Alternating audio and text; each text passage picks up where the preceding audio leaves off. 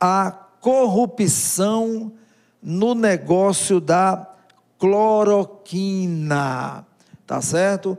Onde vocês dizem aqui o seguinte, que os envolvidos nessa corrupção são milicianos no governo.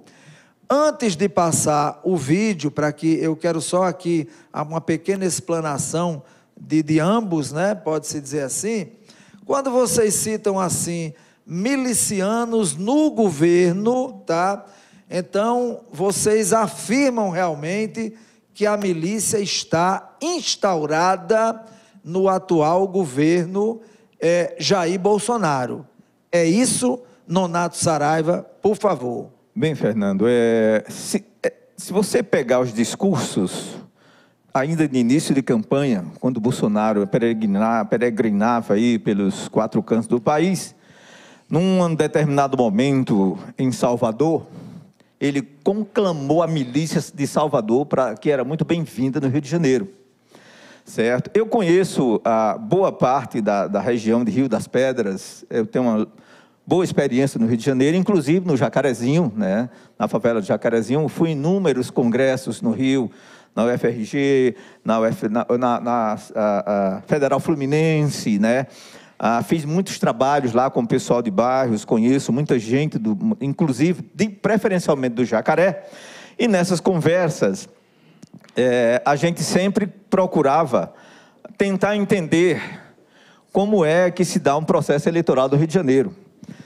E quando o Bolsonaro e sua família chegaram ao poder e se apresentaram como possíveis candidatos até a presidência, muita gente até brincou, não é possível que uma pessoa ou um grupo político que não tem um trabalho de base, um trabalho de ação social, de inclusão, de capacitação, consegue se eleger, ter tantos votos e chegar, inclusive, a ser vereador, deputado, senador e presidente da República.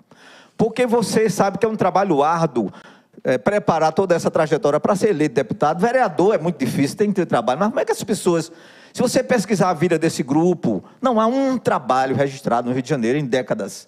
Como esse povo se elege? Primeiro, tem que se entender o conjunto de coisas que levam a você ser político no Rio de Janeiro. Até então, Fernando, o Rio era dominado pelo tráfico. Os comandos de tráfico, eles dominavam o crime organizado do Rio de Janeiro.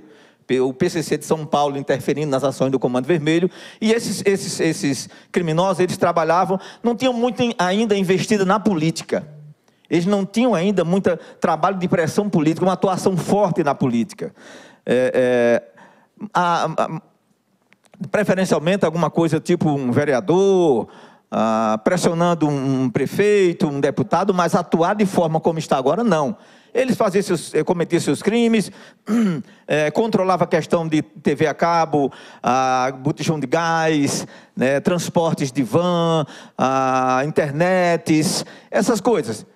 Cometiam seus crimes lá, certo? Mas a questão isso, se você ver os gráficos no Rio de Janeiro, a milícia era lá embaixo, certo?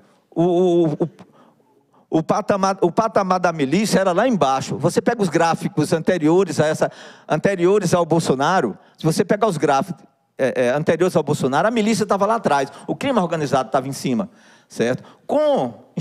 Estranhamente, com a eleição do Bolsonaro, a milícia mudou, o tópico de cálculo, de aumento, de atuação, ele foi lá para cima. E o crime organizado, ele estacionou e caiu. Porque os bandidos, os criminosos, eles eram traficando sua arma, vendendo sua droga, levando a droga para a elite e até ali. E interferindo numa escola de samba, num clube de futebol, sabe? Muito poucos ainda na Constituição Civil, mas os milicianos, eles atuam diferente. Eles atuam em invasão de área de preservação ambiental, eles atuam pressionando juízes, promotores, porque para se atuar nessas áreas tem que ter liberação jurídica, e eles começaram a atuar por trás do crime organizado, mas nessa área política jurídica.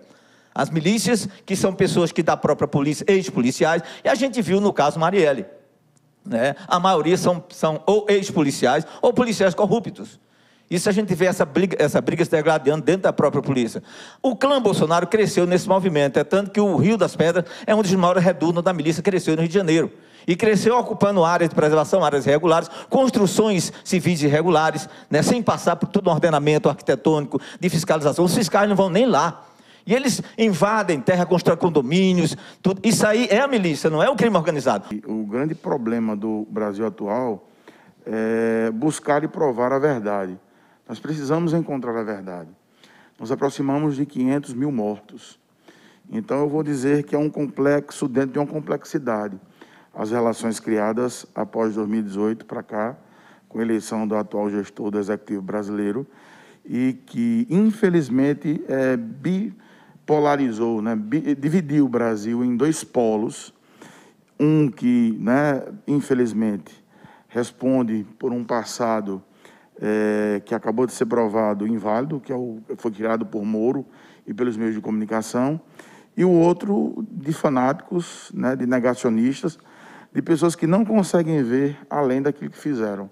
É como se fossem dois meninos, ou melhor, uma criança brincando, né, em transformar o Brasil para pior.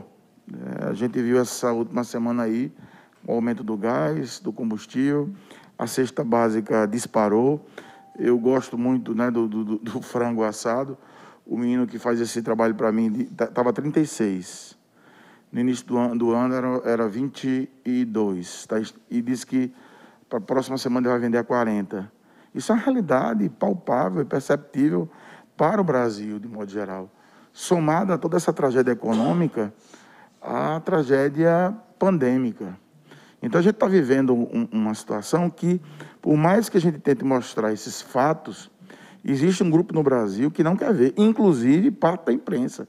Eu fico impressionado como é que a imprensa que crucificou determinado grupo político, porque a imprensa bateu muito num grupo só. Quando você pega o índice de corrupção, por exemplo, o PT, ele não está entre os 5 primeiros. Ele fica entre o 11º e o 12º partido em corrupção. Os partidos que mais produziram corrupção no país nos últimos 10 anos estão com o governo Bolsonaro, inclusive o próprio PSL, que responde a uma série de processos. Então, parece que nós estamos vivendo, né, um delírio, é uma visão surreal. E enquanto nos aproximamos dos 500 mil mortos, essa denúncia apurada pela CPI, eu não tenho dúvidas nenhuma que se estamos evoluindo com a vacinação, se estamos evoluindo no trato da Covid, na redução de mortes, é graças à CPI.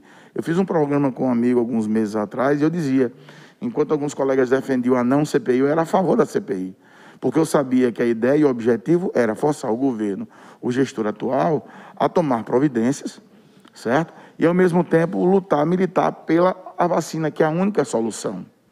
Em nenhum lugar do mundo, Fernando, se discute mais hidroxicloroquina.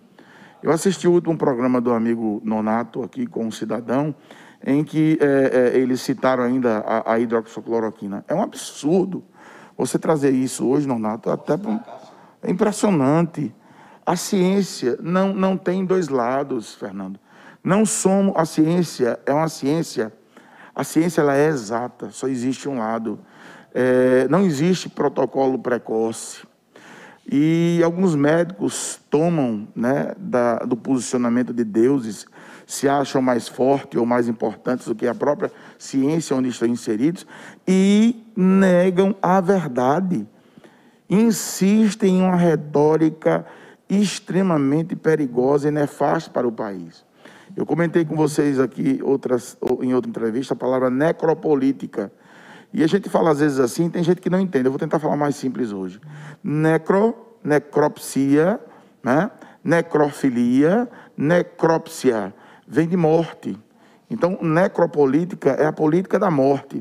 Então, a denúncia que o Randolph faz, o nosso senador, que é o vice-presidente da CPI, é de que, na verdade, a hidroxicloroquina não passou de um símbolo econômico para que grupos, inclusive denúncias da Intercept, apontam para o Conselho Federal de Medicina. Se tem algum médico aí na audiência, pode ligar para cá que a gente debate, em que o próprio Conselho Federal de Medicina aprovou essas terapêuticas alternativas nesse intuito de ganhar dinheiro em nome das mortes no Brasil. Então, essa denúncia que o nosso senador está fazendo, e inclusive ele aponta já, né, a materialidade, né, do processual, já tem as provas contundentes sobre esse crime, é de entrar para a história do Brasil, amigo Donato. No Brasil, infelizmente, muita coisa só é contada com o tempo, só é contada com a história. Então, vivemos um momento de pandemia, um momento de fanatismo, um momento de negacionismo, e a hidroxicloroquina faz parte desse processo nefasto que contribuiu de forma definitiva para a morte de 500 mil brasileiros.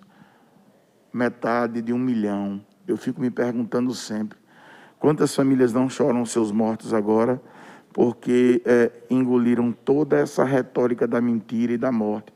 E nós, de certa forma, a sociedade acabou naturalizando esse processo. Quando você fala de Covid, tem gente que faz piada. O próprio presidente, em um vídeo, ele faz piada. Ele faz um tipo de gracinha. Isso é uma coisa absurda, nunca antes vista. Então, essas denúncias, elas precisam ser apuradas. Nós precisamos acelerar esse processo de educação e de informação do povo brasileiro. Essa semana ainda ele quis retirar o uso da máscara, por isso estou hoje não só para me proteger, mas simbolicamente utilizando a máscara. E aí eu vou fazer um último apelo, para não me estender muito no comentário, para que a gente tenha tempo de debater outros assuntos aqui. Eu peço encarecidamente para que a imprensa regional, a imprensa local, o que eu vejo de absurdos, determinados comunicadores, determinados radialistas, determinadas publicações em blog.